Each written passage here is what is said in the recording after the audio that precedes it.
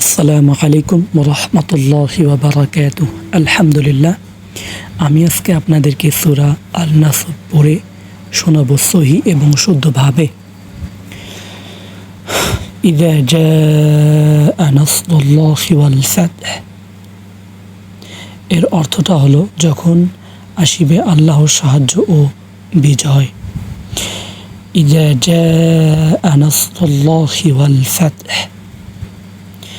দুই নম্বরটা হলো ওয়ারাআইতান নাসা ইয়াদখুলুনা ফি দীনিল্লাহি আফওয়াজা, এবং তুমি মানুষকে দলে দলে আল্লাহর দ্বীনের প্রবেশ করিতে দেখিবে।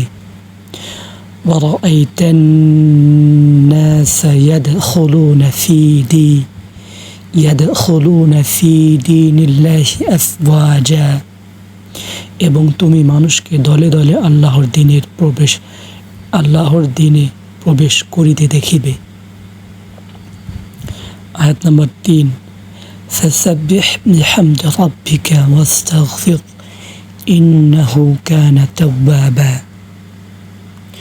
যখন তুমি তোমার প্রতিপালকের প্রশংসা সহ তাহার পবিত্রতা ও মহিমা ঘোষণা করিও এবং তাহার নিকট ক্ষমা প্রার্থনা করিও, তিনি তো তওবা কবুলকারী।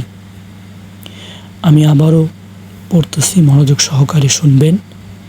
ইযা জাআ নাসরুল্লাহি ওয়াল ফাতহ, ইযা জাআ নাসরুল্লাহি ওয়াল ফাতহ, অর্থটা হলো যখন আসিবে আল্লাহর সাহায্য ও বিজয়।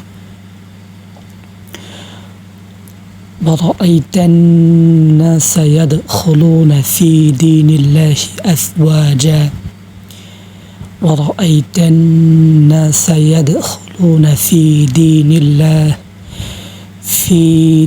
اللَّهِ أَفْوَاجًا, এবং তুমি মানুষকে দলে দলে আল্লাহর দ্বীনে প্রবেশ করিতে দেখিবে। 3 নম্বর আয়াত, ফাসাব্বিহ বিহামদি রাব্বিকা ওয়াস্তাগফির ইন্নাহু কানা তাওয়াবা। আর তখন তুমি তোমার প্রতিপালকের প্রশংসা সহ তাহার পবিত্রতা ও মহিমা ঘোষণা করিও এবং তাহার নিকট ক্ষমা প্রার্থনা করিও, তিনি তো তওবা কবুলকারী।